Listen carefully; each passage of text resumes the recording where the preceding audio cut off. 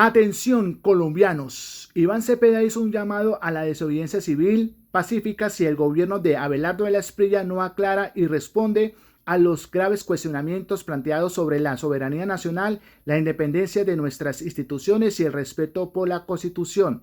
No se trata de promover la violencia, se trata de ejercer un mecanismo de resistencia democrática, pacífico y constitucional. Cuando existan razones para considerar que están en riesgo los principios fundamentales del Estado de Derecho. La democracia no termina el día de las elecciones. También exige una ciudadanía vigilante, una oposición firme y millones de colombianos dispuestos a defender por vías pacíficas la Constitución, la soberanía y las libertades de nuestro país.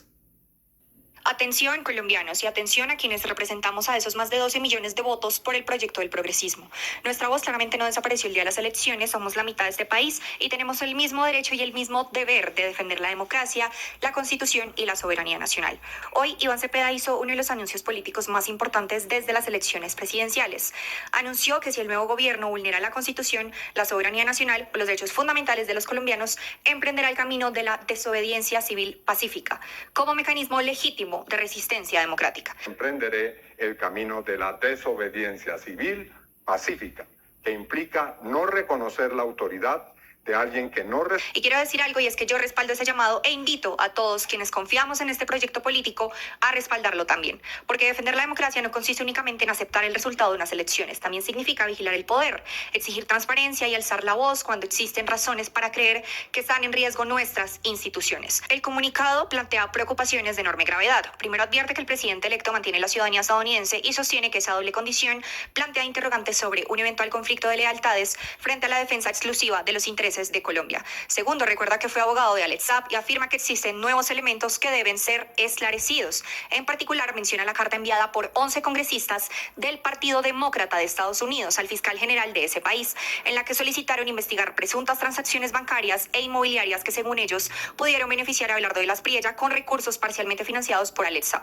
Los congresistas sostienen que existen denuncias creíbles que ameritan una investigación rigurosa por parte de las autoridades estadounidenses. El comunicado también solicita que se esclarezca si el presidente electo ha tenido o tiene algún tipo de colaboración con agencias de seguridad de Estados Unidos, al considerar que existir ello tendría implicaciones para la soberanía colombiana.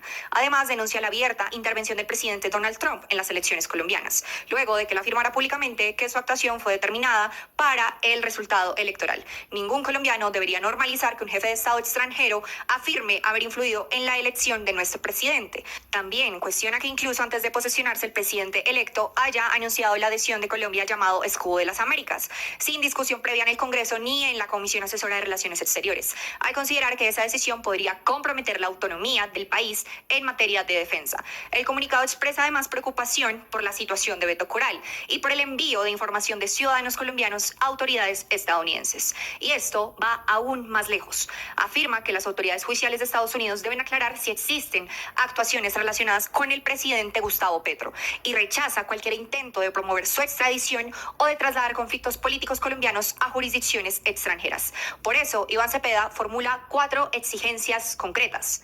Primero, que el presidente electo renuncie a la ciudadanía estadounidense y aclare públicamente si tiene o ha tenido vínculos de colaboración con agencias de seguridad de ese país. Segundo, que respete plenamente la seguridad nacional, la soberanía judicial y la independencia de las instituciones colombianas. Tercero, que cese cualquier intento de promover actuaciones contra el presidente Gustavo Petro ante autoridades extranjeras. Y por último, que termine cualquier persecución contra la oposición política y cualquier intento de judicializar a ciudadanos colombianos por razones políticas ante el Departamento de Justicia de Estados Unidos. Y aquí está el punto más importante. Iván Cepeda afirma que si esas condiciones no se cumplen, como líder de la oposición y como candidato respaldado por más de 12 millones de colombianos, no reconocerá políticamente la autoridad de un gobierno que, según su planteamiento, viole la soberanía nacional y convoca a una desobediencia civil pacífica.